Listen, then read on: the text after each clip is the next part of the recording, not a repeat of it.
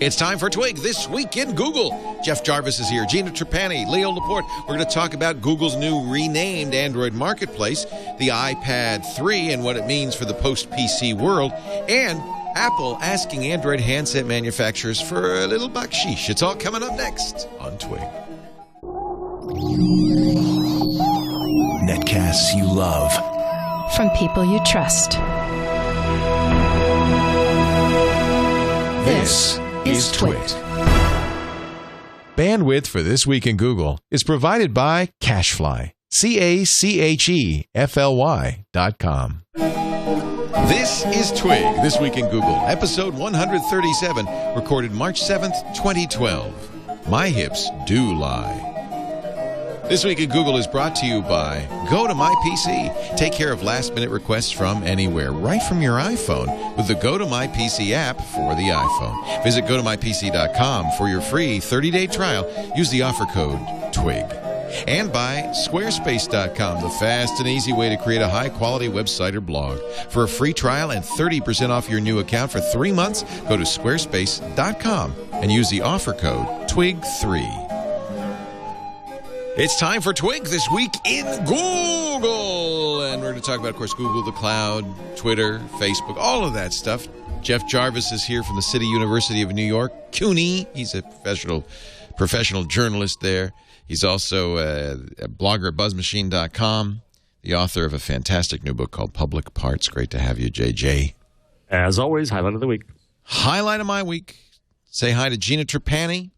She is from smarterware.org, founding editor of Lifehacker, and also the author of a fabulous book. I guess you should not mention this book. The Lifehacker book. The Lifehacker book. Lifehackerbook.com. Now in its the third edition, lifehackerbook.com. Third edition. Yes. See what I did you there? Say you were good. Yeah. You're good.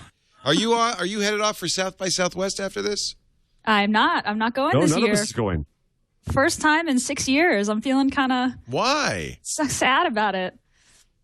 You know, it wasn't worth the time and the travel for me this year. Although I am regretting it, seeing some of my friends talking about the panels that they're doing. I know. Yeah. You know, there's just that's the FOMO, fear of missing out. Right. But I try to do no FOMO here. I try to be present where I'm at. But yeah, I'm regretting it a little bit. I think it's gonna be nuts. I think that's gonna be great. I hope everybody who goes has a great time. I want to hear about it and see pictures and all that stuff.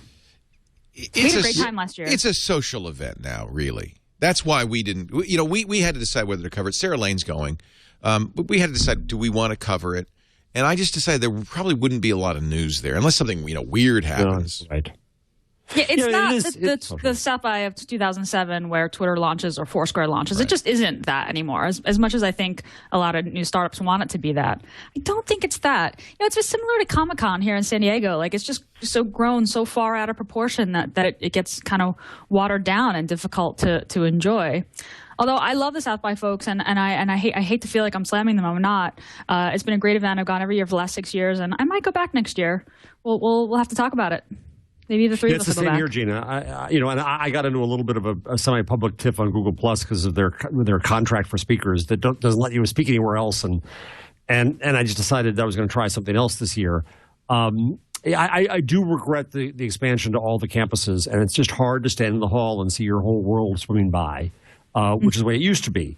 And that's gone now with size, and it's inevitable with size. I have a friend of mine who runs another conference in Europe. I won't say what it is because he said that his partners would kill him for thinking this. But he said, it's been around 5 years. It's a really good conference. It's grown big. Maybe it's time to kill it. And that there's a natural size and a natural time. And if you grow really big, one of two things is going to happen. You're going to be TED and become very exclusive, or you're going to become South by and you're going to become so darn big that you lose your charm. And success is a wonderful thing. I agree. I love the South by people too. I think they put on an amazing conference. They do a phenomenal job. They've obviously brought our whole tribes there. But there was a dinner that I've had the last 3 years there, and somebody started to organize it again this year, and every single person at the dinner was saying, not there this year, not there this year, not there this year. Yeah. Or maybe it's new tribes. Maybe it's new people. Maybe we're just too old for South by. I don't know. Well, from a news point of view, I think because Twitter and then Foursquare, and then Gowalla launched so big, and it really put them on the map. 3 successive South bys. Now, last year there were hundreds of launches there, and so no one could launch big because there was too much competition, and so that's why I feel like I don't think we're going to miss any big launches. I don't know, is Highlight going to be the big app this year? Is any thinking about? Usually they tend to be social apps, location aware in the last couple of big launches. What do you think? You guys, even though we're not going to be there, you're going to make any picks? Anybody know what the? I don't even know. I mean, I wait. Yeah. I feel a little FOMO. I love that phrase. I'm going to use that from now on. I feel a little FOMO myself. Yeah, it's a Katarina fake. That's one of hers. Yeah, is it? Yeah, perfect. And I'm hedging my bet a little bit because Sarah will be down there. I said, Sarah, if anything big happens, you'll be on TNT, and we'll have some coverage down there. But of course, last year there was a huge story with an Apple pop-up store because the iPad 2 went on sale during South by. This year, it's going to go on sale 3 days after South by, and so maybe we don't need to be there for that. I don't know. I guess I should mention that we are recording this the same day Apple sucked all the air out of the room by announcing they didn't name it, just the new iPad. Which I love that. Why do you love that? I love that they dropped the model number, that it's not the 3 or the 2S, or I like that it's just the new iPad. I think it's just simple and clear. This is what it is. This is the new iPad. Tech writers are going to say the 3rd generation or the new. That's the only thing I don't like, is that they were going to be somewhat required to do that. Right. Is it the last iPad? The ultimate. Well, I'm serious. Is it? Yeah. Is this the last one, and the next one that they have in mind? Steve's next product is something different. I don't know. You think so? I don't know. No, I don't think so. No. I think this is. Oh, good. I'm pre-ordering right now. And we'll talk among ourselves. Would you mind? I'm only. You gotta watch this. I cannot think of an example in the history of the world, where a company created a product for which there was such instantaneous demand, at a product at this price, starting at $500 and going up to $829, that there was so much demand that they could not even, the website just, which means it must be more than 1 million people trying to order right now. Hold on, Leo. You don't think that that's not somewhat engineered? It's like they run out a line all the time, and they have more in the back. No, I disagree. I don't think Apple needs to play those games at all. Some people do. Apple can. I know they did for the iPhone. They did for the iPhone. I think maybe the first time, but I think they can sell every single one they can make. I think they've been making them as fast as they can for at least 4 or 5 months. And they would love to be able to fulfill every order just like that. Why not? It's just money in the bank, and they don't need more marketing. I don't think you can make a case anymore. I mean, maybe you could in the first iPad or the first iPhone. You don't need to make. They don't need to do nothing. They just need to sell it as fast as they can. They need to upgrade their servers. I can't think of anything like this. There's no other. It's amazing. Somebody's saying, well, what about the Woot bag of crap? Okay, you're right. You're right. It's the iPad and the Woot.com bag of crap. There you go, right there. That says it right there. Those are the two. This is what a consumer economy we live in. That's a good point. The Woot website goes down every time with a bag of crap. They have some sort of bizarre lottery scheme if you want to order a Woot bag of crap. I feel like as a Google fan, it's my duty to make some sort of snarky remark about how Apple doesn't do, web apps that scale well. But I'm gonna refrain from that because I disagree. I think you're. I mean, I brought this up in MacBreak Weekly. Facebook can figure this out. Google can figure this out. Why can't Apple figure this out? And it's not just their store; it's Siri. It's more germane for Siri, which is only up half the time. And notice they did not put Siri on this new iPad. They put voice dictation, which will probably be just as broken. And I think that this is a failure. I think that is a failure. And I think you're absolutely right, Leo. I mean, one could argue that it would be fiscally irresponsible to build your entire server infrastructure for 2 hours a year. Right. And so, it'll be fine. And we get a fringe benefit out of that. People are going to talk about it. It's doesn't okay. hurt. That doesn't, yeah. Yeah. But Siri is a year in, year out. And I think that you can scale it. I think you call Mark Zuckerberg's people, or you call Larry Page's people, and you say, hey, how do you do it? Well, but that's like saying that Google could design better devices by just calling up Apple's people and being like, hey, how do you do it? I mean, I think just some companies are just better at certain things. I mean, Apple's incredible at building amazing they're a hardware company. Hardware and amazing software, installable software. But the cloud part, they're not as great. They've never done a good job, have they? They haven't. But again, I don't want to trash Apple because the iPad looks really good. In fact, I didn't watch the live announcement today and the coverage because I got caught up with some work stuff. So I'm not quite as frothy about it as everyone who has been watching it. I haven't even attempted to order it yet. I probably will want to get one at some point, although I'm sure that it's going to sell out and, it'll be a few months before I get it. But it sounded like a really solid update. I mean, it sounds like a really great new update. I mean, I think for casual users on iPad 2, I don't know if upgrading to the iPad 3. Oh, yeah. Wait till you see the screen. Yeah, I mean, I imagine the Retina display is amazing. I do love that on the iPhone. Was that it, Leo? Oh, yeah. I mean, there's really nothing else that new about it. Well, there's a decent camera for a change. Faster processor, but no, it's all about the screen. In fact, they call it on the front page of the Apple.com site, resolutionary. Yeah, that was a little gimmicky. That kind of showed some. It's a little cheesy. It's a little cheesy. Yeah. I mean, for a company that usually does very elegant marketing, that whole resolution, I was like, I really don't think that would have gotten past Steve. I'm sorry. Steve, no, exactly. Would Steve have done that? Yeah, but okay, I'll give it to them because the Retina display is really great. I love it on the iPhone, and I'm certainly going to go. I want to see it on the iPad. I think it's one thing to see it on a 3.5-inch display, another thing entirely on a 9.7-inch display. I think I suspect people will be so blown away that this will be a product that will outsell anything they've ever done by several orders, by maybe an order of magnitude. I mean, it's going to be very significant. And really, the big story, and we touched on it a little bit, but I don't know. We got the big thinkers. We got the big brains in here now. I think the big story, and Apple certainly pushed this is a post-PC device in a way that, you, Jeff, boxed up your iPad 1.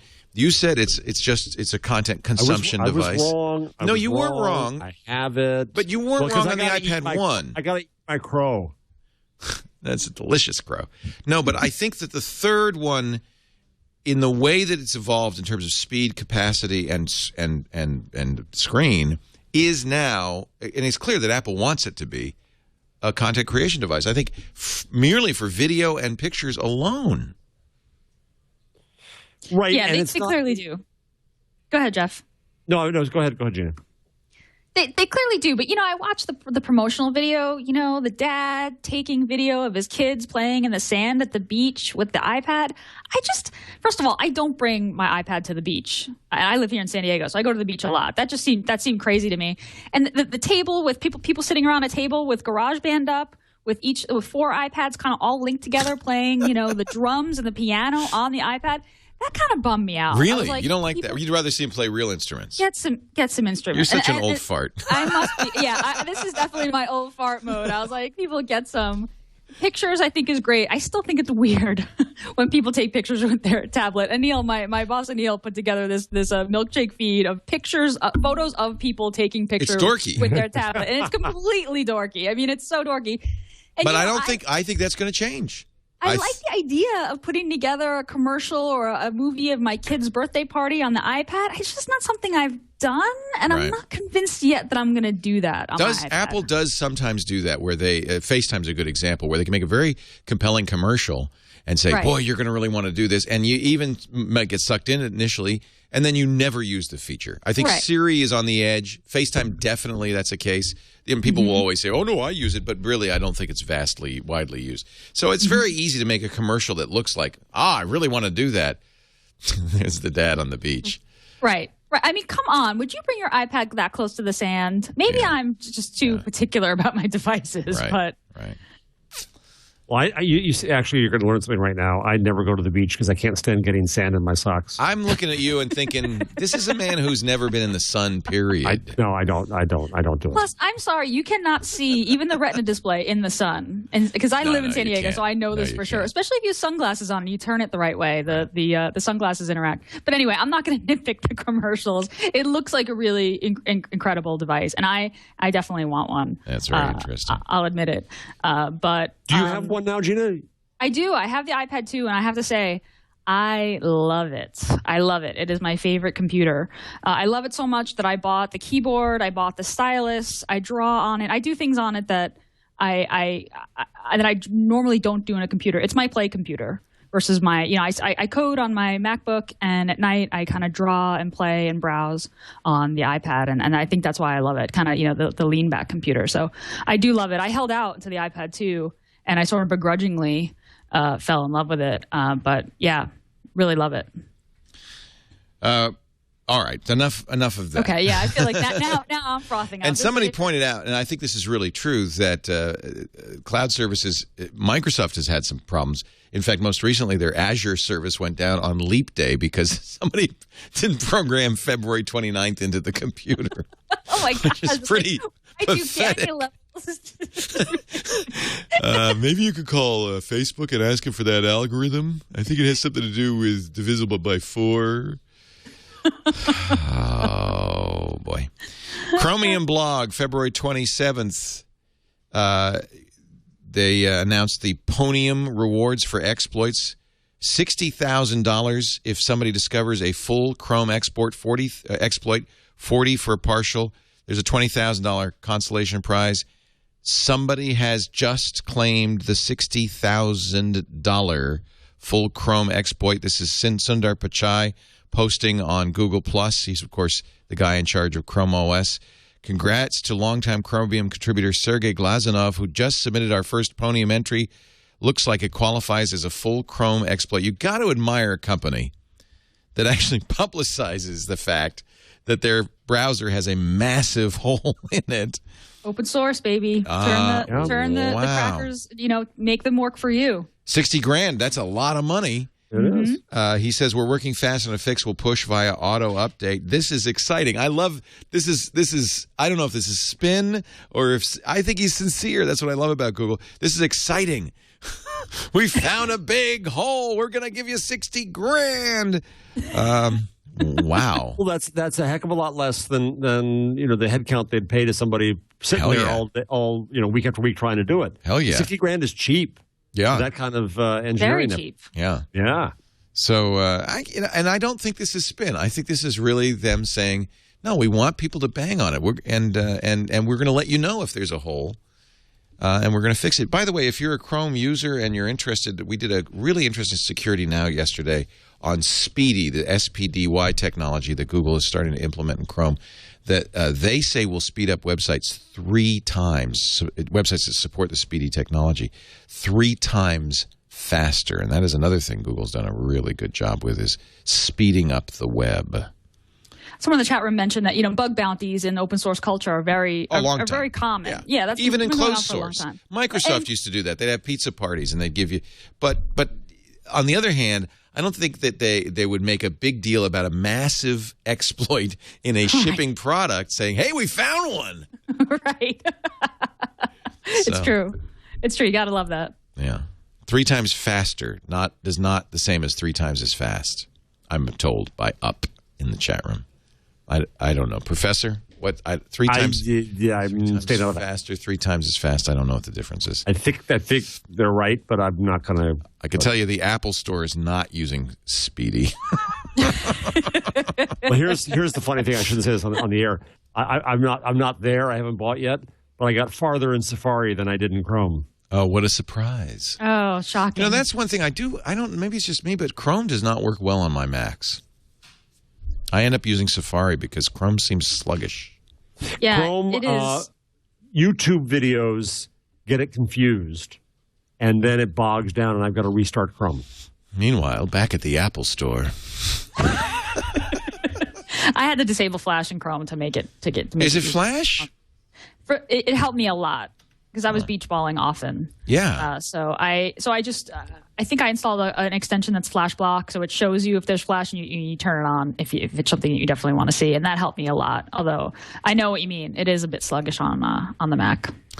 Larry Page shared this link: Calcudoku puzzles. This is actually a fascinating page. Calcudoku.org. They analyze the usage data of the Calcudoku number puzzle website for years 2010-2011, consisting of over 1 million solved puzzles as a site that solves your Sudoku puzzles, attempting to determine the numerical intelligence of users of IE, Firefox, and Chrome. I don't know if I should even mention this. Chrome users are smarter, apparently, and faster than Firefox and IE users. And they have more sex. Is this a joke? And then IE users more likely to give up on a puzzle than Firefox or Chrome users. They just go, oh. No, I feel like they get frustrated. We're trash talking those. They get frustrated. Masses. Yeah. Oh, the unwashed masses. They give up on Sudoku puzzles. We're elitists. We went from Apple elitism to Google elitism. I just love it that Larry Page posted that. Yeah. Well, of course. Wow. Wow. There was a hoax last year that did a survey, but I don't think this is it. This is something completely different. But anyway, go ahead, Gina. I'm sorry. We should talk about Google Play. That seems to be the big. This is bizarre. News. So if you go to market.android.com, it's not there. It is no longer there. It's just gone.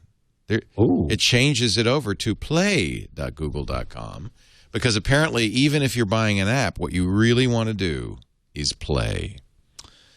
Focusing obviously on movies, music, and not apps and books, because I don't think you can play a book unless it's Audible. Or I guess you could play an app if it's a game. This is also on the Android devices, right? There's an update. In fact, I should check my my Android device and see if there's an update on the store. You clear your cache, and then you on your market, Android Market. You have to clear the cache to get it? No, but I'm just saying. Oh no, it says it. No, it did it. It's doing it. If you haven't gotten it yet, yes, that's a it trick. says play. But you should have the new icon too. Oh, that's what I mean. Like if you want the new icon, I have the old icon, so I have to clear the cache to get the new icon out. Or just wait till it rolls out to you. Whatever. Yeah. So why?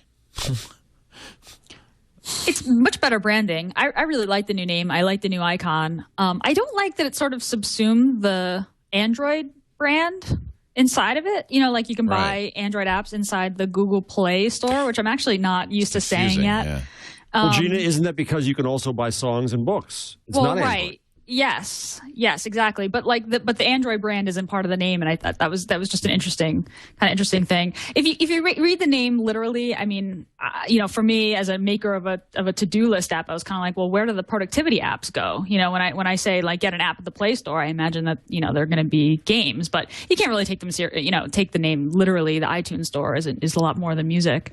I really like it. I think it was a smart kind of rebranding, a good move. I like the word. I think it sounds just a lot better than Android Market, and I think it kind of differentiates a lot more. But it's going to be kind of rough. It's kind of a rocky transition here, especially for tech writers and developers. Like they emailed out developers of Android apps and said, "Hey, your app is now in this place called Google Play, and like here are some banners that you can put on your site that say, go play this on Google or whatever their little phrases." And I was like, I'm not putting that on my app's website just yet. I'm just gonna wait until people get used to it. They also updated the Videos app. It's now called Google Play Movies, and you have to download that. And the reason I know that is because they're offering 25-cent downloads. Inglourious Bastards is 25 cents. And, wow, they've got a lot of 25-cent albums. Look, I can get Blunt Blowin' on The Carter 4 by Lil Wayne for just 25 cents. I am so excited. It's so you. It is me. Lil Wayne, he's my man. Anyway, that's 18 Lil Wayne songs for $0.25, worth twice the price. So there, and I noticed other albums too. It's 25 cents is great. Does that mean? Oh, hey, this is interesting. Scooter X says you cannot rent a movie from Play Movies on a rooted device. So that's interesting. That is something to know, especially for our audience. Right. So I get why? Because there's no copyright DRM. No DRM, baby. Flick Golf. So their apps too. Flick Golf Extreme is $0.25 right now. There's a bunch for 49 cents too. Yeah. They're having a big sale. This is good. I guess do the developers only get a nickel, or I mean, what happens? No, what happens is I think that they still have to guarantee. Google subsidizes it. Look at all the movies for 99 cents. Dirty Dancing, the original. People should watch that instead of that bad remake. Ghost in the Shell. It's a good promotional opportunity to get people to set up their wallet account and to just load up on content and get used to the idea of how to of how it all works. Yeah. Get the app down. The way sorry. Go ahead. The way that Amazon does it with the free app of the day, yeah. Well, no, with Kindle lending library is that they have, I think it's $600,000 this month that they'll divvy up among all those who have been borrowed in the library. So if you're on Kindle and you own a Kindle and you're on Prime, you can borrow things for free. And then Amazon ponies up that proportion. And since I only charged 99 cents for my here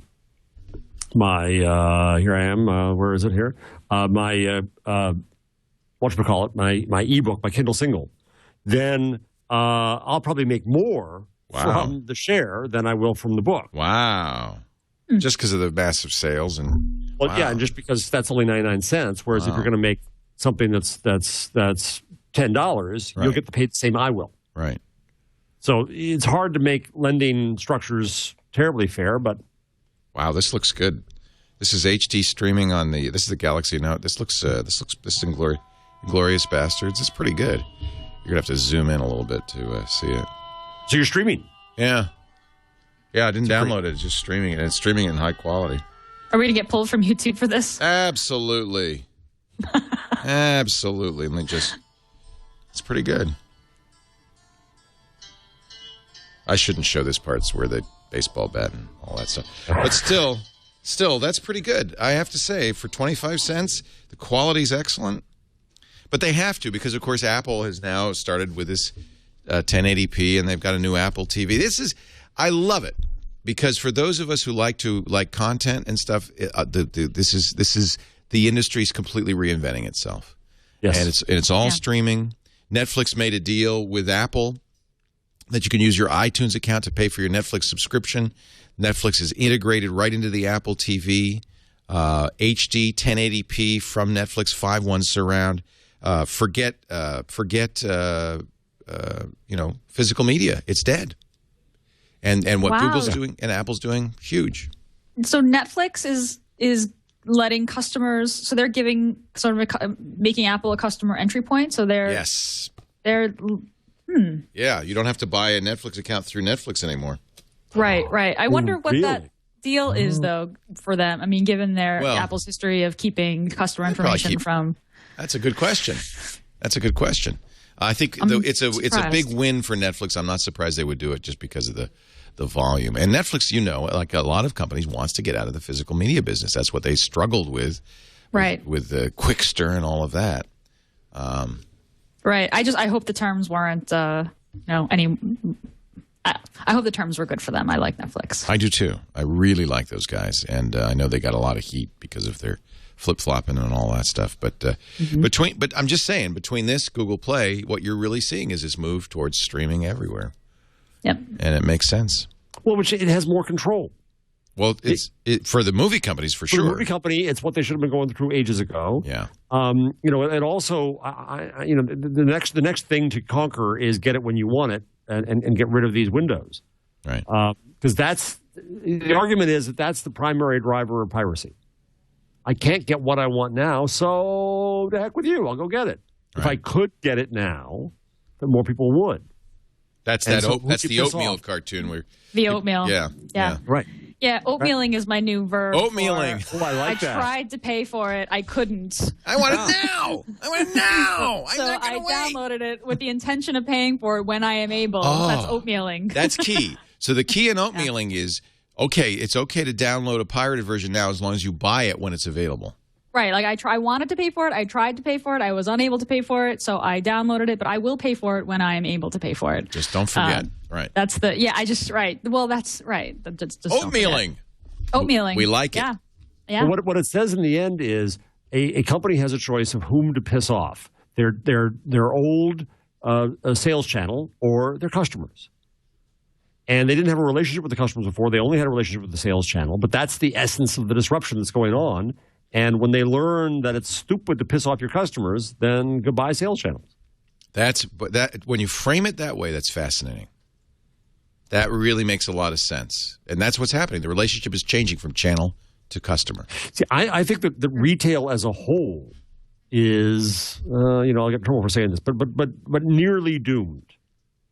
That the reason to buy something physically, right, is that it's perishable or you need it right now. And that should be a premium. Mm-hmm. And it's true in books now. You can buy the same book on BNN.com that you can buy in the bookstore. You're paying a premium to get it there. Everybody knows that. The economics of that do not work anymore. It's going to go away. Best Buy, and you name the place. And so that's what that says is the whole notion of the sales channel goes away. Now, that's true and not true because there's a new sales channel, right? Amazon is a new sales channel. Apple is a new sales channel. But sales channels are meant to be disintermediated. Mm-hmm.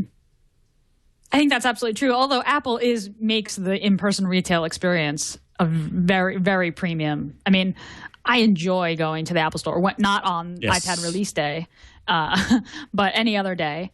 They make it.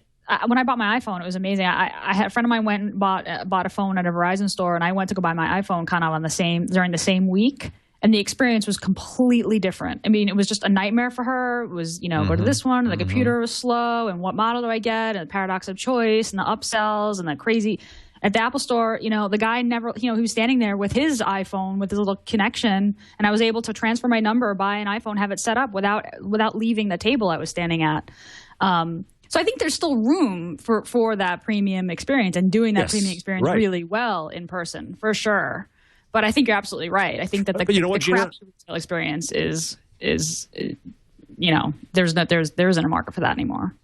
Yeah, and I worked with a group that we tried to take over this large white elephant mall in New Jersey called Xanadu, and our bid didn't win.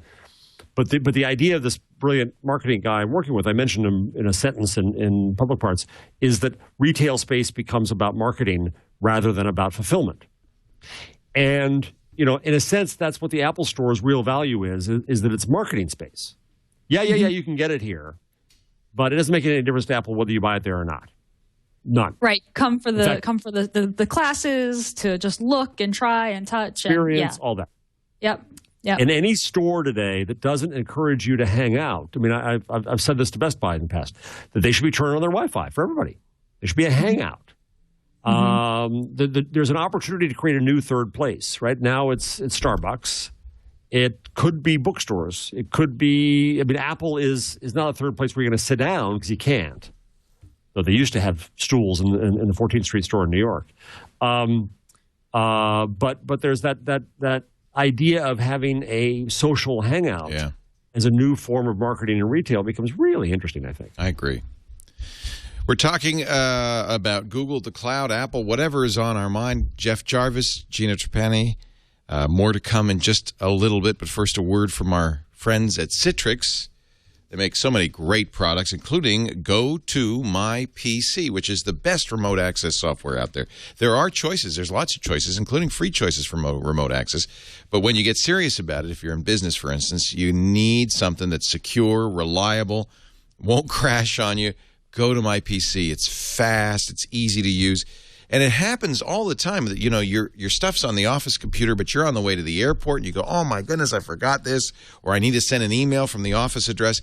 And this is where Go to My PC is amazing. Of course, it works on any computer, Mac or PC. If you go to the website now, go to mypc.com, click the Try It Free button, use the offer code TWIG. You can set it up on your office computer right now. But here's the beauty part.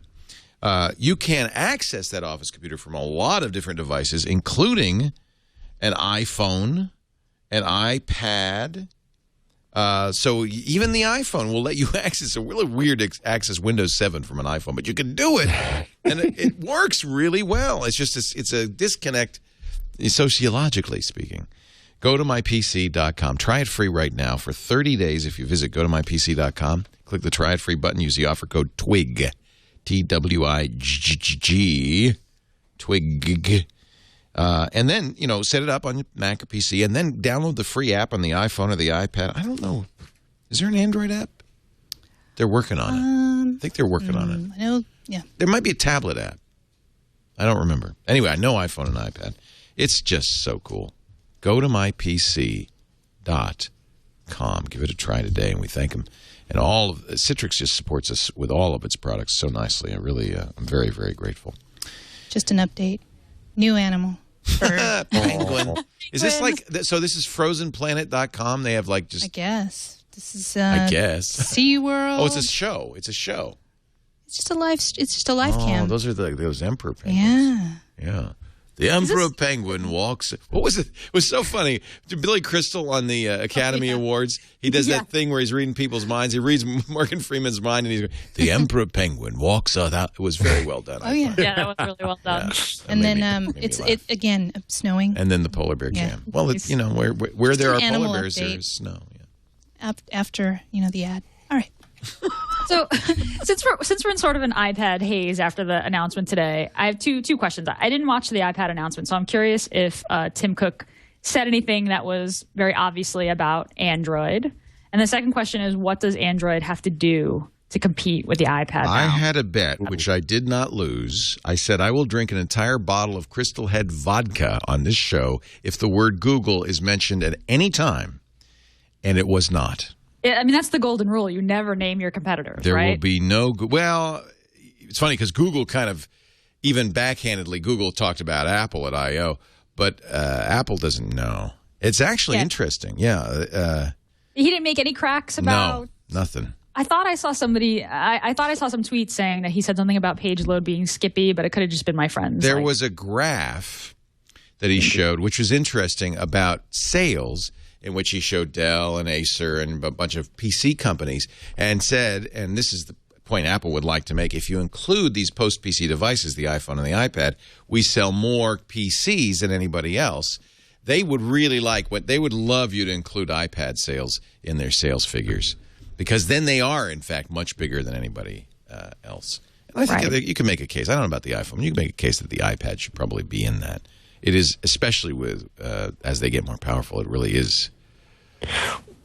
Well, let's talk about that part. That as you mentioned at the top of the show, but is the laptop the next dead thing? He did. Oh, Boeing is right. He did take a cheap shot about how Twitter looks on. What did he say, on an Android tablet, or did he say Samsung? So it was on the Samsung. So you're right. He did mention the Android stuff.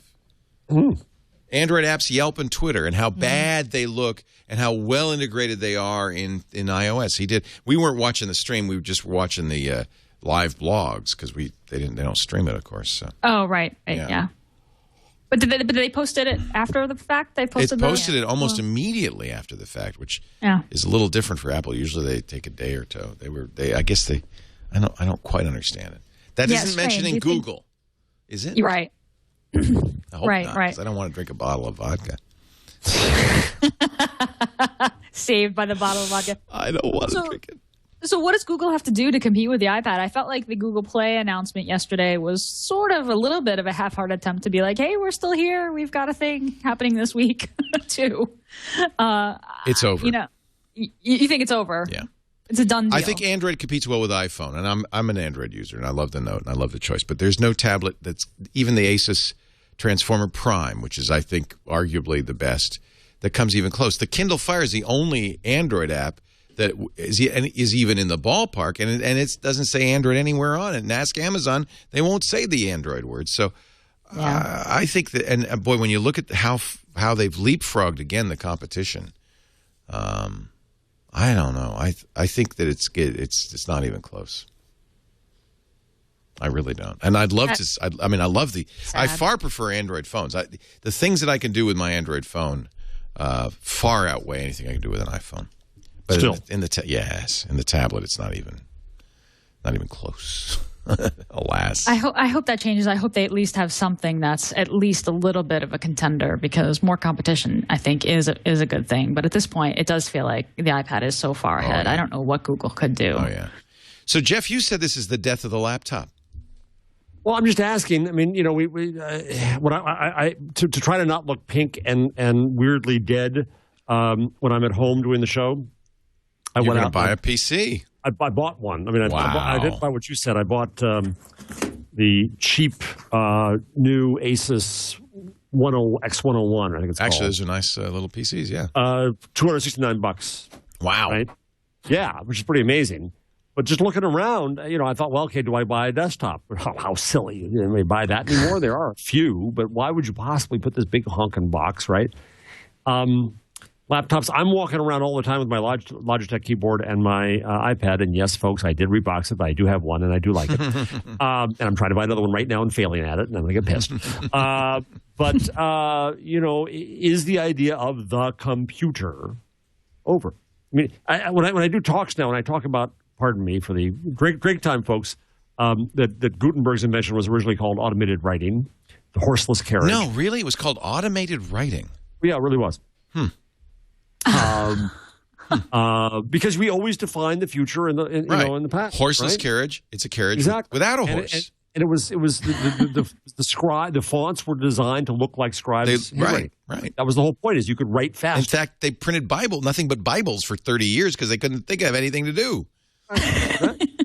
So why do we still call this a phone? Of course, that's ludicrous. Right. And I was talking to somebody the other day who said, not a phone, is it? Yeah. Somebody said that when their kid wants to communicate or wants to do something, they don't say hello. Right. No. What they say is, yeah. Right. They say fingers moving. It's a texting device that happens to have some phone capability. Right, like phone calls, the thing you make in order to find your friend's phone that's that's lost in the couch. Yes. Right. Like that's good. We need a phrase for that. Yeah. So the whole Find idea your phone. So that will go too far, because that's what I do. That's what I do for a living. I go too far. Is the computer dead? Is the idea of having a computer? Well, that's what they're saying with when they say post PC. Right. And yes. Yeah. It's not dead. I hate when people say dead. Dead is a ridiculous thing to say. Nothing's dead. But are we moving into, laptops kind of superseded desktops for most people about 4 or 5 years ago. I think in that same way that they're still desktops, but that laptops became good enough to use instead of a desktop and had enough value to use instead of desktops. I think that's what's happening right now with the iPad. And this is the first one that's that good, I think. These devices are the most personal of all computers, right? I mean, if you're going to take the name very literally, that they're actually these devices are growing into the name instead of growing out of it. It's the most personal device we've ever had. The phones particularly, right? Because they're in your pocket. The iPad you still kind of have to carry. Right. But I mean, what are they if not computers? Like, are they communications devices, or are they the Star Trek flip up? Yeah, right. Communicator, because it's something new that we don't know what to call it yet. Mm-hmm. Right. Yeah, I mean, I guess the word computer sort of connotes like giant calculator. It doesn't really encompass exactly. the connectivity and the mobility. Calculator. It is. That's what it is. I mean, it's a calculator. It's a giant calculator. It's a the internet. Right? It's a communications device. Pre-calculator. I mean, pre-internet. It's just a calculator. It's more like personal communicator, or you know. Yeah. And it changes exactly. It changes everything. It's not that people don't still use their computer as a calculator, because they do. They still do Excel. They do spreadsheets. But it's really become a communications device. Yep. Communications and media. Consumption and creation.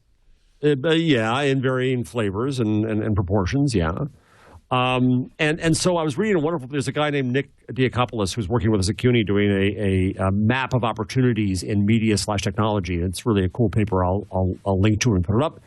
But in there he was talking about what defines a computer versus a journalist is algorithms. That both take information and they do all these things to the information. And the difference is simply that one is human, one is algorithmic. Mm. And so when you start to think of a computer not as the hardware, but as formulae, as scripts, as programs, as what Gina makes. Right. And that's what a computer is. A computer has never been the hardware. The computer is the program. Right.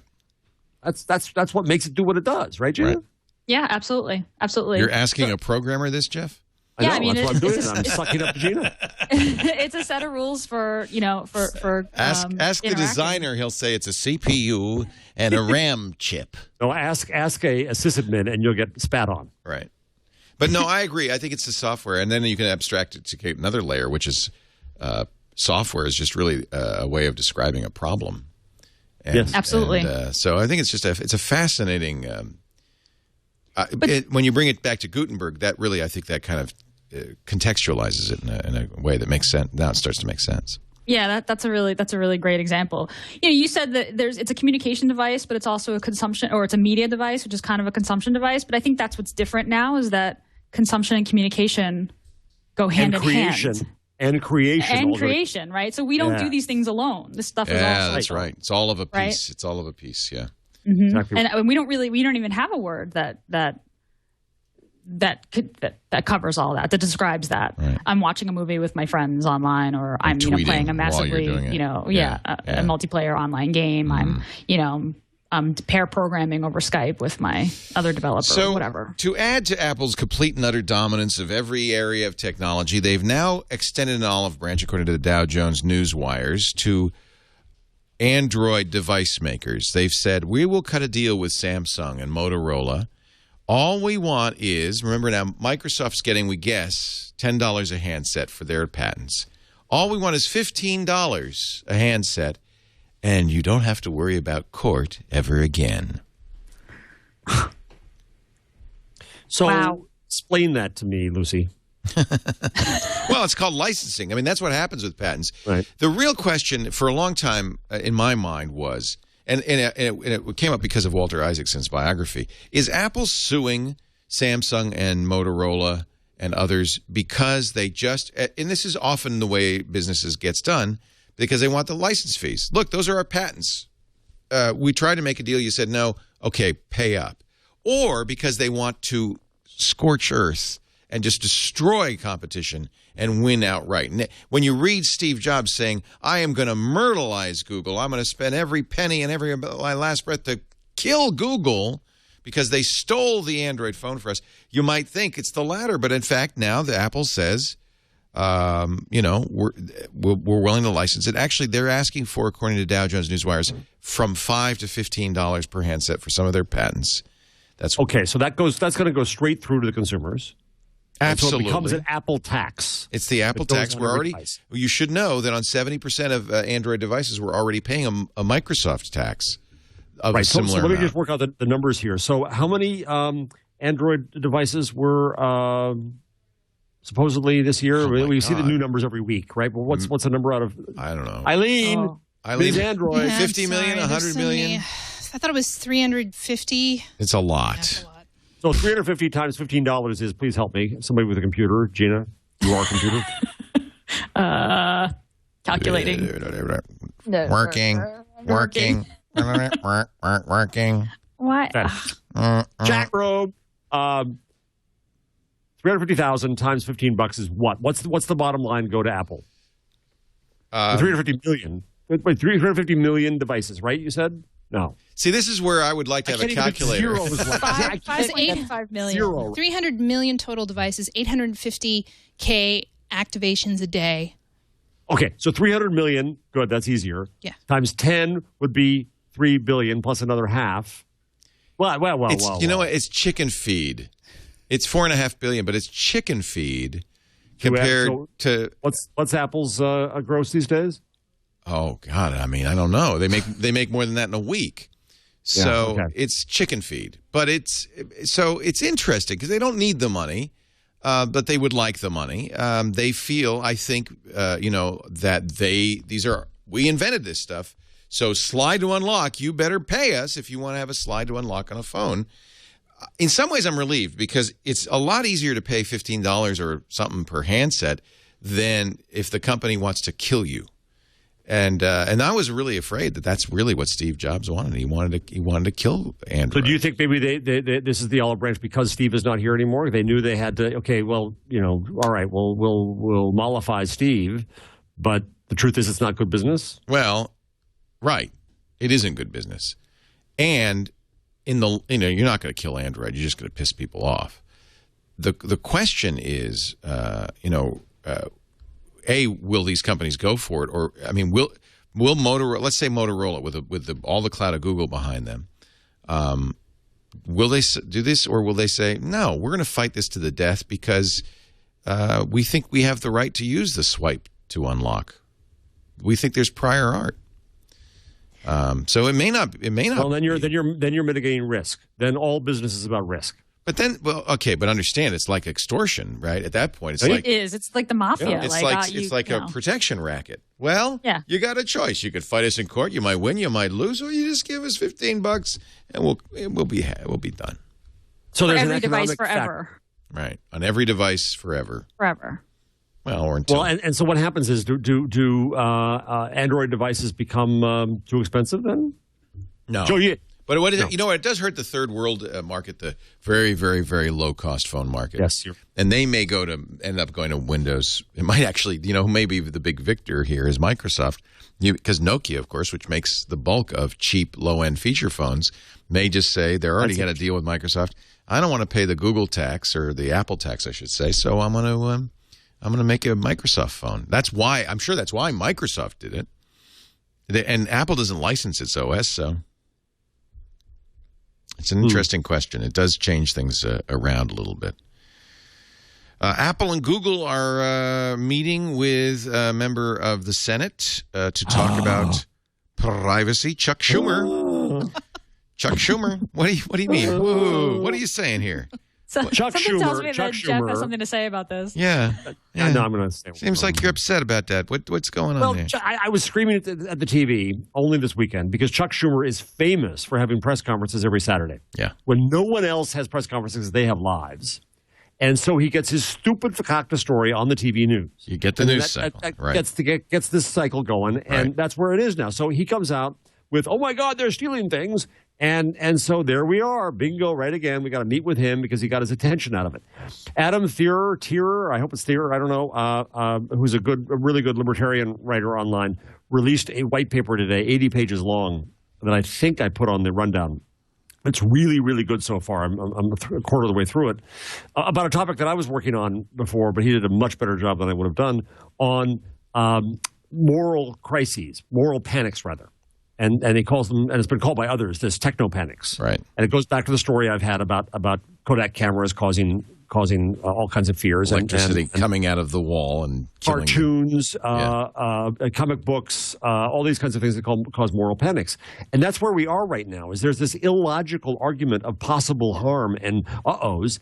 And politicians can grab on it, and then, my God, we need a law. Oh, good. Now we need all kinds of people to regulate that law. I'm going down tomorrow to Washington to speak to 1,000 chief privacy officers. I'm going to carry a mask so I don't get hit with tomatoes in the head.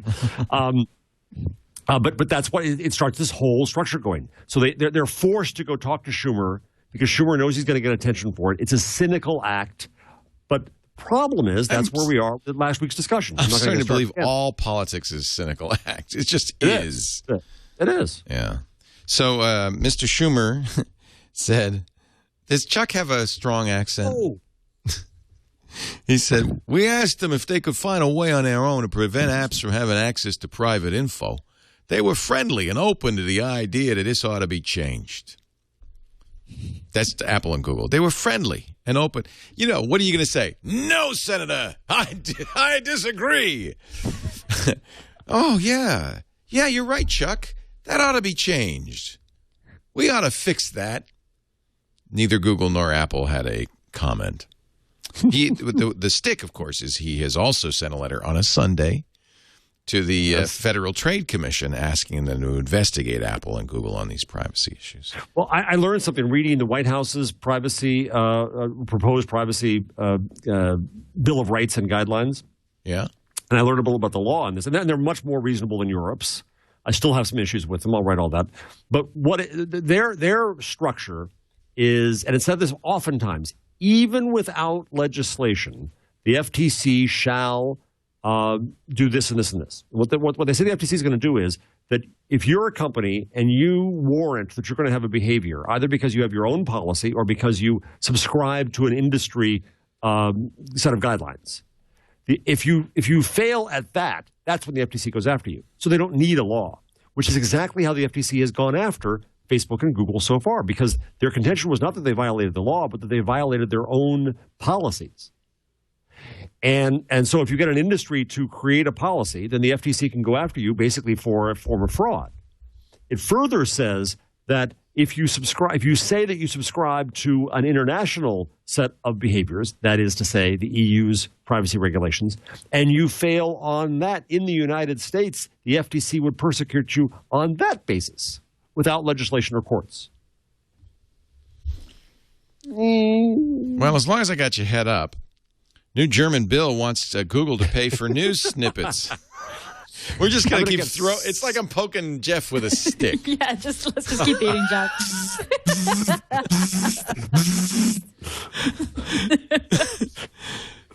So you've got a nice German lady there in the studio who's probably shaking her head. She's laughing. She's laughing. There goes Jarvis about the Germans there he again. goes. After more than 3 years of intensive lobbying, German news organizations appear to have convinced politicians in Berlin of the need for a law to protect the use of their content on the internet and for a compulsory licensing scheme to use it.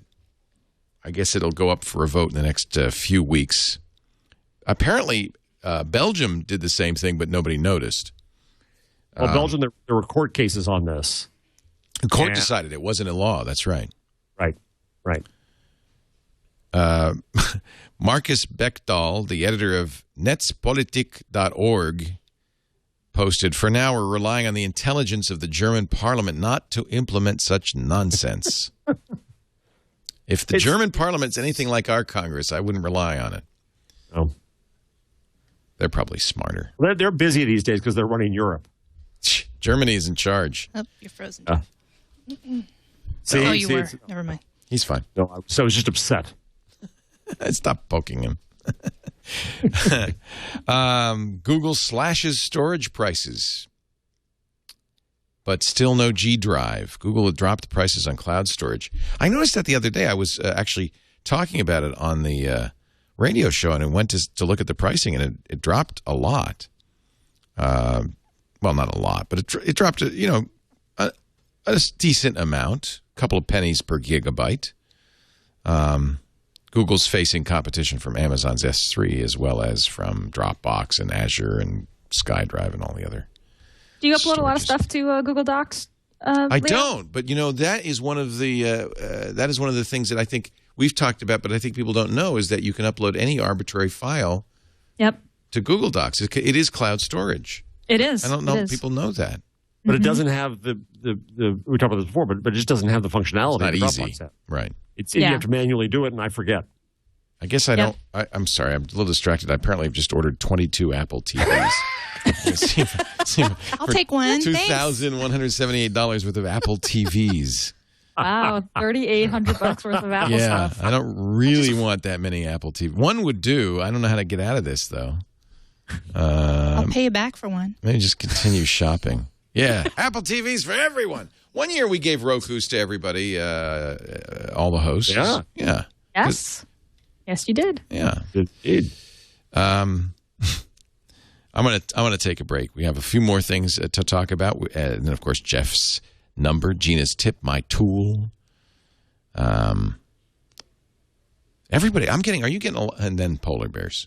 I'm getting on Facebook all these things for saying join my network on Branch. What is that all about? Isn't that the new? That's the new product from Obvious. Biz Stone, Evan Williams, and Jason Goldman. Yeah, Obvious is investing in them. It's a curated conversation. I saw an example of it with Meg Horahan and Ev Williams. I think it was that. I think it was on Branch. That was Branch, and that was a really good conversation. That Neil organized that. Oh, so maybe I should. So I should say okay when somebody says join my Branch. Yeah, if someone asks you to, so from what I understand, you get invited to comment on a thread. So Anil was able to get together the original Pirate team who built Blogger to ask, how should blogs evolve, and then so everyone kind of gets to watch this conversation. It's a little bit velvet ropey, but that was a really good conversation. It was a very good conversation. Interesting. Yeah. Okay. That all of them kind of participated Matt Howie, in. I think because who else was in it? Matt Howie, Ev. It was also interesting to see Meg Horahan and Ev, two of the partners who started Blogger, disagree or trying to probe their mutual memories. Oh, interesting. Do you remember? Yeah. Yep. Don't you remember that time we looked those wireframes and talked about building that thing and we didn't? Yeah. That was I can't really believe good. You didn't remember that, Ev. Oh, yes, I did, but this is what I meant. Oh, okay. It was kind of cool. Yeah. And then Ev said, later at Google we talked about this. I mean, we should post that link in the show notes. But Branch looks pretty interesting. Is there a website? It's a Branch link. Let me see if I can. Is it branch.com? Is that it? Yeah, that's it. So you have to give them your email address. Oh, what the hell? What could possibly go wrong? And then autofill your, tell me more. Okay. So you go in through here. We're working around the clock to make room for you. In the meantime, tell us what you hope to find on Branch. Huh. We could use that. You know what we used for our live coverage of the Apple announcement? We used Google Hangouts. It was what I decided to do. I'm trying to figure out how to incorporate Hangouts into our stuff. And this worked pretty well. So we had our live panel, and then I invited only tech journalists into the Google Hangout. And I just, I have a pretty large group, hundreds of tech journalists, and Mike Elgin, Steve Garfield, about 8 people responded. They were all tech pundits. It worked great. And it was kind of like having the second channel of conversation going on. I thought that was a very interesting way to do it. I'd like to explore that maybe for this show. I think it'd be great. Yeah, I think it'd be great. Yeah. I'm all for that. It works better, I think, if there's an event, a special thing going on, as opposed to just a regular show. Yeah. I just added the link to the. Thank you. Rundown of that conversation. You could now. I mean, this is how Trey's show is done, right? You can also record it right on its own, and that is the show, right? And I did that, and it's on YouTube, I guess, because I did it. Actually, I never checked to see, but I think it would be on my YouTube channel. Because I got invited to do that. Nope, that's just the Twig time lapse. So I don't know. I don't know where it went. It went somewhere. Would it be on Google Plus? Well, we'll figure that out a bit. I got to do a commercial for Squarespace. That's a good question, because I pushed the button that said record this, and it said it'll be public. We got 146 pluses, 59 shares, 208 comments. I didn't even see the comments. Wow. But now how do I go these Tim Street, Russell Hawley, Steve Garfield, Mike Elgin, Lamar Wilson, and Jesse Stay. It was great. It was a great panel. I don't know how you then watch it. I'll have to figure that out. Anyway, moving on. Squarespace.com, the secret behind exceptional websites. I'm so excited. They've got Squarespace 6 is in beta right now, and I was able to wangle. You'd think I could just, pull strings, but no, I had to wangle an invitation to the new version 6, and I'm so excited. I'm moving my blog over there. One of the things they said, which is, I think, kind of interesting, I think this is the state of the art in design now. They said, you design for mobile first. That's telling, isn't it? You don't design a website for a desktop and then as an afterthought say we're going to have a mobile site that looks different. You design a site that looks good on both, that you design for mobile first. And who's done that with, I think, great effect is Om Malik on his personal blog, which I think is om.co. Yeah. It's a beautiful, simple design that works great on mobile, but then has additional features, I guess, on the desktop. So this is what Squarespace is doing. This is very exciting. This is a responsive design, right? Yeah, it's called responsive design. That's right. Very nice. Yeah, and so they're making it so you don't have to be, I'm hired a designer. It's very expensive. Trust me, I know. We're doing another design for one of our sites. It's very, very expensive. Define responsive design for me. Gina, you're going to have to do that. It's a web page designed in such a way that if you resize the browser viewport, it it organizes itself in a way that it's readable at any size. So if you visit the site, it looks on the iPhone, the modules basically stack themselves in a way that it's readable on a screen as small as a smartphone to a tablet. That's what Lullabot said. For a couple of bucks more, you can get a responsive design. I said, I'll take it. Yeah, there you go. So if you resize your browser, you watch the page kind of reorganize itself, and it's always readable and usable.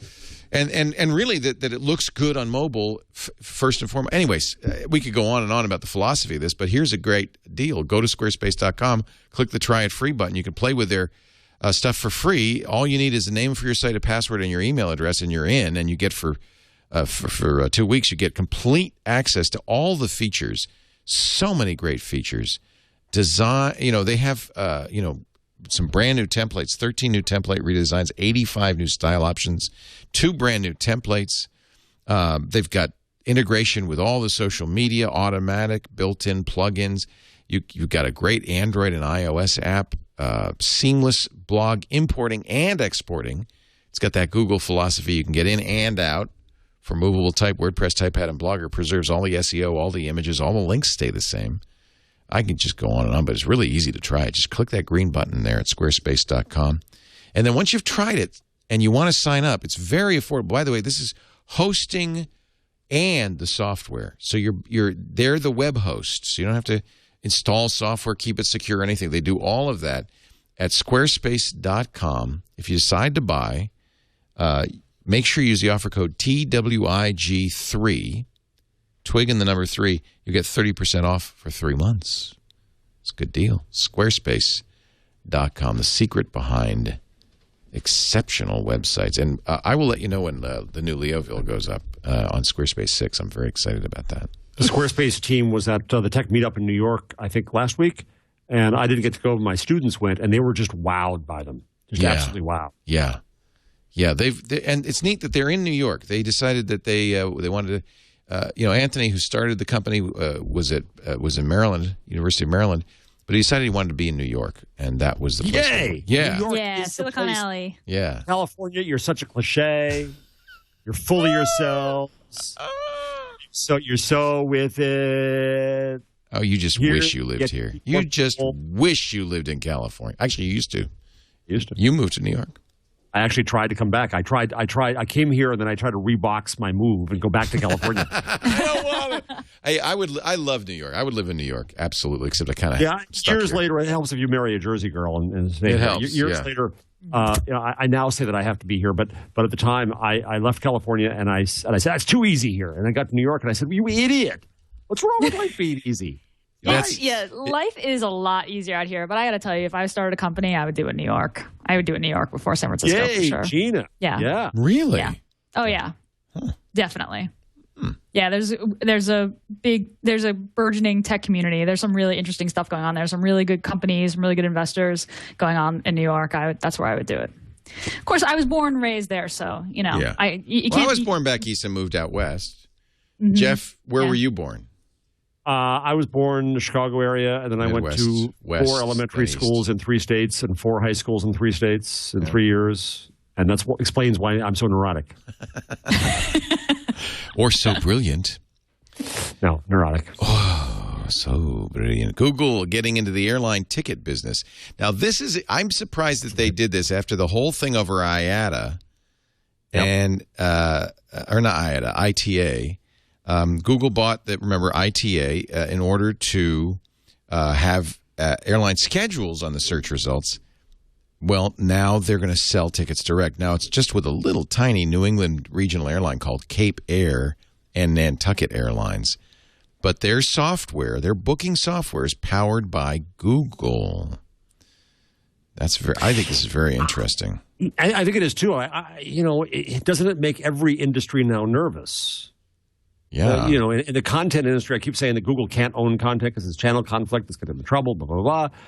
Well, now if you're in the travel industry, and any mediator role, Google's just going to go in and attack you. And does that lead to antitrust, monopoly, too much power arguments? Well, I'll tell you where it does with the price dumping problem. For instance, these 25-cent movies and records are clearly simply to get you to sign up for a Google Wallet to have. And it turns out now when you sign up for a new Gmail account, I know none of us have done that in a while, it asks you for a credit card. You don't have to give it to them, but they really want to get people into this payment system. Same thing here. They're selling tickets. It may not even be about the tickets. It may be a very small part. It's about getting you into the Google ecosphere. Well, Amazon is the best analog for this, right? Amazon with the $9.99 books pissed off every publisher. They marshaled through it. And now, you know what? It doesn't matter. That's why they returned some pricing power to the publishers, because now Amazon is a publisher, and it's in a position to be so because of that.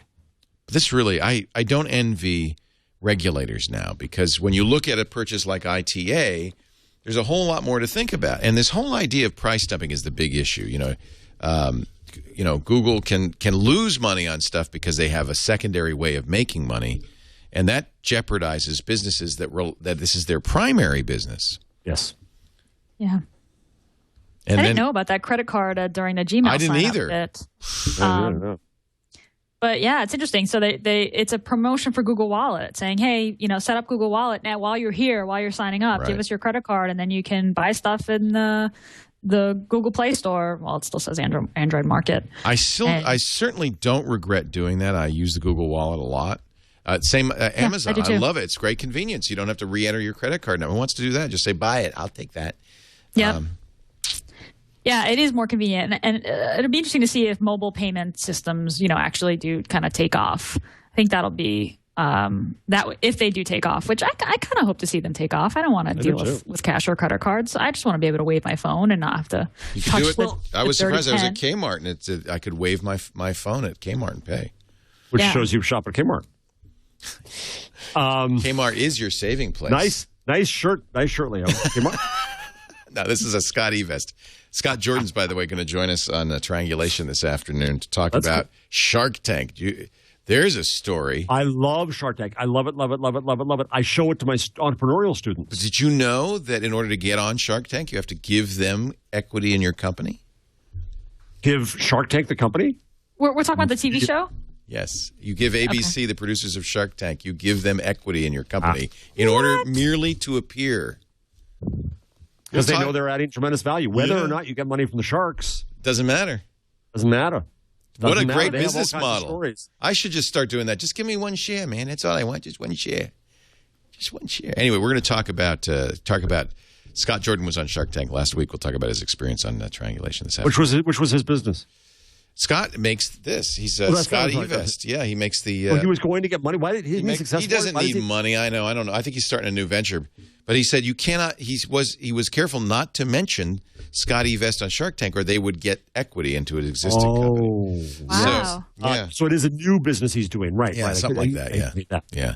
So it's kind of like American Idol. If you go on American Idol and you got to sign up basically with you have to sign with their record company. Yeah. It's by the way, it's the same guy. It's Mark Burnett. Yeah. There you go. He's a very... What I like about this is entrepreneurs as stars, right? Entrepreneurship is becoming cool, and the creators of companies are becoming stars. Right. That's neat. Right. NBC has partnered with YouTube for the 2012 Olympics.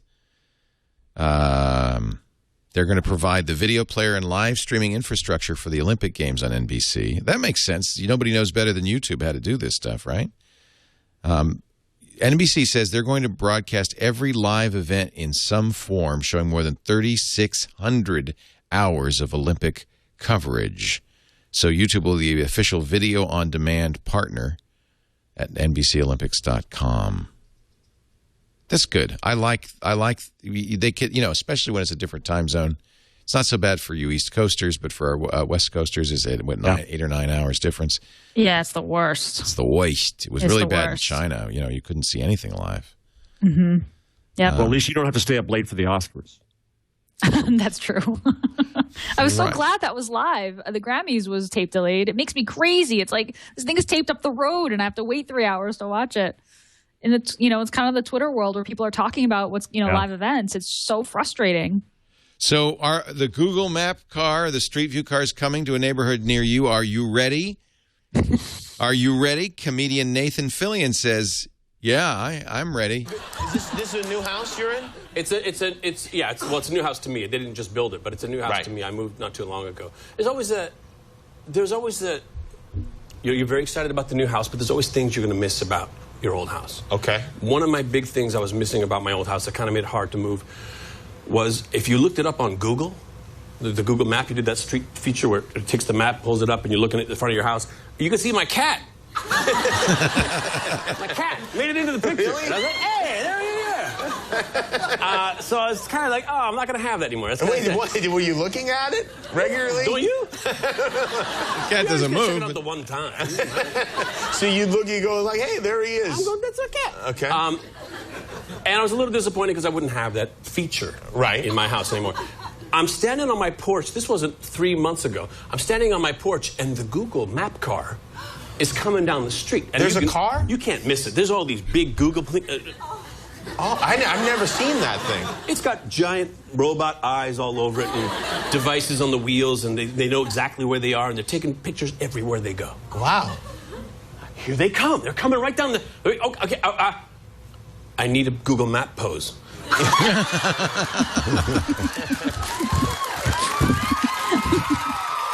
did you do? And I think this is very important and something everybody, I'm looking at you guys, everybody should think about is if the Google Map car is coming down my street, what am I going to do? And this was mine.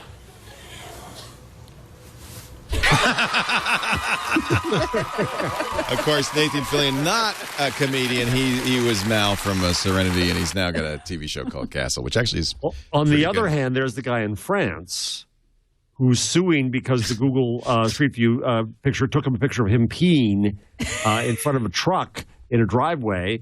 And as somebody pointed out today, it invokes the Barbara Streisand rule. Right. Don't bring it up. The world knows this guy was peeing. Well, he says I live in a small town, and even though they blew up my face, they recognize the rest of me. I don't know what they and they are mocking me endlessly in my little town. This should be a lesson to all men. Why do men do this? Because we can, Gina. Oh, and you're just so jealous. Disgusting. I listen. I am jealous about the convenience of that ability. I am, but no, I wouldn't use it to pee on the side of it in public. What is that? It is true. It is a male thing. They should skewer this guy. It should be a lesson to all men who've ever peed in public. Gina, this is the nation that invented the pissoir. That's true. In France, what? they don't have them anymore. But in Paris, they used to have these little metal things. You go in and you pee, and you're basically in public. I mean, you know, there's a little barrier, but they don't have those anymore, Jeff. Somewhere. I don't know. I kept looking for pissoirs, and I couldn't find them anymore, and they don't have them anymore. I'm sad. That was a very nice thing. I'm too shy to do that. Even I am too shy to do that. I have to say, it seems like it would be a lot of pressure. It is. I don't like it. I am proud to say that I have peed on a tree at the Bohemian Grove. That's what you're supposed to do. There's no women there, so it's okay. And the trees are very stunted looking. Jonathan Franzen, the great, one of my favorite novelists. He wrote The Possessions in his most recent book. What's it called? The Corrections. His most recent book is called Freedom. Fantastic. He says, Twitter is the ultimate irresponsible medium. Wah, wah. Wah, wah. You old farts. Twitter is unspeakably irritating. Actually, I agree with him on that. Twitter stands for everything I oppose. It's hard to cite facts or create an argument in 140 characters. It's as if Kafka had decided to make a video semaphoring the metamorphosis. Or it's like writing a novel without the letter P. It's the ultimate irresponsible medium. People I care about are readers, particularly serious readers and writers. These are my people. We do not like to yak about ourselves. Oh, my. Wow, what an old fart. Yeah. I've revised my opinion of Jonathan Franzen. No, I still like his novels. All right, time for Gina's tip of the week, Ms. Trapani. Yes, this is a good tip for fans of thank you and please, for nice people like myself. I'm a big fan of please and thank you. Google has added a little feature to search results. We all know that you can see if one of your friends has +1 a search result, and those will show up higher in your results if you're signed into Google. Now, if you search for something and say Leo has +1 the link that I found useful, there is a link to thank the person. Oh my God! So you can click thank, like right there. Thank Danny Sullivan for referring me to this search engine called Google, and it opens up a window for you to be like, hey, you helped me out. Thanks a lot. I love this because I gotta try I'm this. A nice person, and I like the please and thank you, and I like software that makes that easy and possible. Stack Overflow does this, and Jig does this. There's a couple bits of software that let you kind of it's kind of like +1ing someone or favoriting someone. But I wish that sometimes Twitter or like lots of social software had a way to just be like, hey, thanks, you helped me out. This helped me out. So cool. Google's incorporating that now and into search results. And it's interesting. There was a story, I think maybe it was last week. I think it was after our last episode about how Google Plus is this ghost town and no one really uses it. But then Vic Condutra came out and basically said, Google Plus isn't a product. It is the product. It's not going away. The Google Plus is Google, period. Wow. So I like to see them do things like this. Incorporating this kind of use of the service inside of their premier service, which is the search engine results. So I'm seeing the thank you links now. I don't know. Are you seeing them? Leo? I think they're rolled out now. I tried to, but I'm not seeing any social links at all. So I might have turned that off. You might have turned that off. Yeah. Okay, yeah. So if I Google the word Google, I see that several of my friends, many of whom are Googlers, have it says these people have +1 this, and then I get this thank them link, and that's so. Yeah. Nice. Pops up a way for me to just send them a message on Google Plus saying thank you. That's nice. You're so right, Gina, because everybody fears that the internet's going to make it rude and nasty and awful and is ruining civilization. It's just a nice little touch. So I say thank Dan Patterson. Well, this is the thing. The internet has to build in mechanisms like this to encourage good behavior, right? Because it's so easy to be a jerk. Right behind the screen, it kind of encourages you to be a jerk. So I think apps, especially social web apps, have to kind of overcompensate in this way. Say thank you. That's a nice. It's a little finger waggy. Mom, eat your vegetables, brush your teeth. I kind of like it. But it's nice. It's only to Dan Patterson. It's not public, so it's not like I'm going to be spamming Google Plus with this. I think that's nice. It's not all thank yous go to Dan Patterson. Just that one. Just that one because he's +1. Just that one. Well, that's neat. Yeah, it's saying it now on mine. That's really cool. Jeff, your number of the week. Oh, me. Uh-oh. I love that, though. Hi, Jeff. Let's just watch That's Jeff. Great freeze frame. Clank. I'll do my tool, and then we'll do the number of the week. If the tool shows up. So, caramba. We were talking last week, Jammerby, John Slanina, my studio manager and one of our greatest contributors, said that this Maps GL thing new, and we decided it wasn't new, but now he said no, it is new, and it's on. If you go to maps.google.com, and I'm still waiting for it, and you need to do this. The person whom you're trying to reach is currently unavailable. No, you need to do this in Chrome, I think. Experience Maps GL. View 3D buildings, fly over 45-degree aerial view imagery, swoop quickly into Street View without a plugin. So this is just something you might want to try enabling. My system is kind of slow right now, so I don't know what this is going to look like. Chrome does not work well on this Mac for some reason. Okay, now it's enabled. Welcome. Let's go take a guided tour of Maps. Click here to start the tour. Anyway, you might want to do this on your own system. Shall we see Westminster Abbey? Oh, yeah. Yeah. Okay, I'm in satellite, so I'm going to choose map mode first.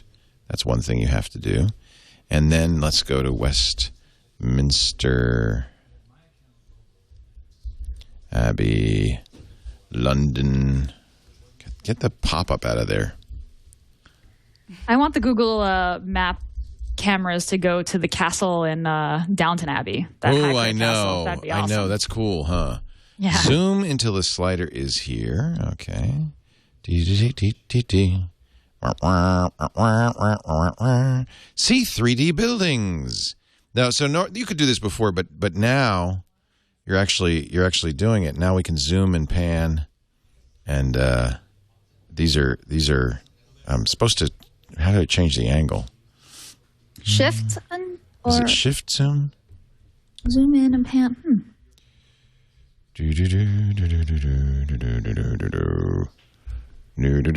Hold the middle mouse button. What middle mouse button? That's a very googly thing to say. Hold the middle mouse button. Anyway, I'll leave it to those of you who have middle mouse buttons. Anyway. All I have is a pad that clicks. I just have a pad. See, now we're seeing some 3D-ness. 3D-ness, yeah. Oh, I wasn't in the map mode. That's why. There we go. And now, anyway. Jeff, are you back? We can't get him. He's not back, no. And he's left our document. He's probably restarting. I think his whole system is offline. Yeah. Well, that's okay. He had a number. I should go to the Google Doc and see. His number? What was his number? 20 million. 20 million. Gag hits that number. Oh, Gaga. He's talking about Gaga. All right. Maybe gag was some sort of subliminal thing. Lady Gaga hits 20 million Twitter followers. Unfreaking believable. I remember when I was the number 1 guy on Twitter. Of course, it was 2007. Wow. And I had 5,000 followers in 2007. Leo, that should go up here on your wall of achievements. Being having the biggest follower on Twitter is a big deal. It didn't last. Really, it didn't last, but you were early. It was. You saw it. Oh yeah, it was early. It's back when having 5,000 followers on Twitter could make you number 1. Yeah. And then Kevin Rose, I don't know if you remember, and I had this little battle about who was number 1 on Twitter. And then Lady Gaga came along. Justin Bieber, 18 million. Katy Perry, 15.7. Shakira, 14.5. My problem is my hips do lie. Yours and mine both. They don't lie. They lay there. It's similar. Wow, that's amazing. She also has 48 million. Oh, is Jeff still? No. All right. I don't want to do his number without him. 48 million fans on Facebook and 800,000 circled on Google. Actually, that isn't very many, but that's because she joined Google Plus way late, just a couple of weeks ago. She'll be big there. You know why? Because she actually interacts with her fans on Twitter. She will type stuff, and I admire that. I think. Yep. Unlike a lot of people. So no luck with Jeff. That's all right. I think probably City University of New York's a big crater right now. I don't know. Yeah, he's not back in our doc, and he's still not. I've called him multiple times. Jeff Jarvis is a professor of journalism at the City University of New York. CUNY, they call it. He also is the author of a great book called Public Parts. You must read it. His blog is buzzmachine.com. Gina Trapani is at smarterware.org and the author of Think Up App, thinkupapp.com. And should have as many followers as Lady Gaga, and the fact that she doesn't is a massive crime against humanity. Oh, I don't know about that. Gaga's pretty fabulous. I don't know. But thank you for saying that, Leo. I go Gaga over Gaga. I thank you all for being here. We do this show every single Wednesday, 1 o'clock Pacific, 4 p.m. Eastern Time at twit.tv. You can watch live, but if you don't get to, please, by all means, download the audio or video. We make both available in a variety of formats at the website, twit.tv, or subscribe in Google Listen or Dog Catcher or iTunes or whatever it is you use to listen to podcasts. And that way you make sure you get it every single week. Oh, my goodness. I've finally got a please sign in the Apple Store after an hour and a half. Wait, so you haven't placed the order yet? No, I keep doing this. I thought, so you didn't order the 30 Apple TVs with the 2? No, of course I didn't. I stopped it. You could have unloaded those easy. You think? Yeah, I should put a little blanket out in front of the brick house? Apple TVs! Get your Apple TVs here! Brand new 1080p! Oh, good. But don't show the screen right now because it's showing my personal stuff. We'll just. Thank you. Sorry. The transition. Yes. That was the bad transition. I wanted to do this while we wait. I'm obsessed with these penguins. I like that one has an armband. Oh, it's they're banded. all tagged. So are they in a zoo? Yeah. SeaWorld. Oh. There's one right up on the screen. Nice. Oh. The internet is watching. Let me just make sure I've got one of each. Yes. Jeez Louise. And I'm going to have one of them personalized with Leo Laporte, Chief Twit. Leo, you really wanted to get the show. Oh, did you get it? No. Oops, in the Apple fonts. So close. Yes, I feel like that penguin, just flapping my wings, but I don't go anywhere. You got wings, but you I am a flightless iPad buyer. Thank you, Gina. Thank you for a great show. All right. See you later. Take care. Bye. Bye-bye.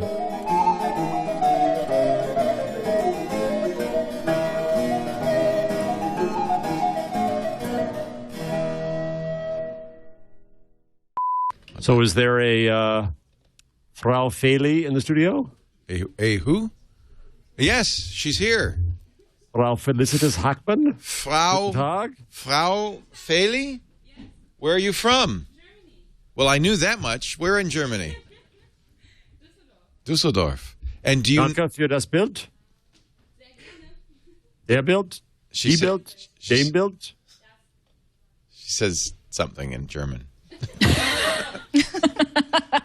It really isn't amusing that I am so monolingual, but there you go. As I always say, I speak 1.1 languages. Well, that's not. How did you know that she would be here? She did a picture of me on the monitor. Oh, well, welcome. That's nice. Very nice. We've had an audience all day today. It's been really fun. I love having people in here because I'm so proud of the studio and everything. And we probably should start getting rid of those Macs, however. That's not a permanent display. We can leave them for this. I don't know what the hell we're going to talk about today. Well, we got polar bears again. I mean, it's kind of raining over here, and there looks to be some frost. Something's happening. So thank God it's just the update. Thank God for Eileen. I don't know what we do without the polar bear cam. We got some stuff.